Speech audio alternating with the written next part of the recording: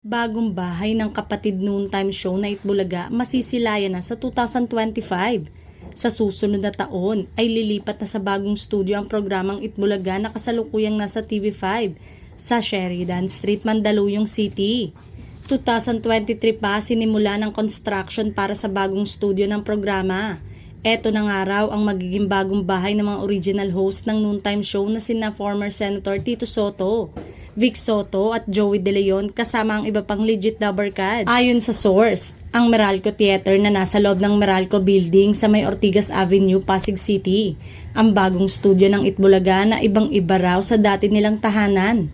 Base sa pagkakatanda, malaki ang Meralco Theater ay may seating capacity na 150 to 200. Para ring Broadway Sentrum ang itsura nito pero since under construction nga ito, ay baka moderno na ang ipinagagawang studio ni MVP. Magiging accessible pa rin naman ito sa lahat ng gustong manood dahil maraming masasakyan mula Antipolo, Pasig, Cubao, Makati, Manila, Caloocan at iba pa.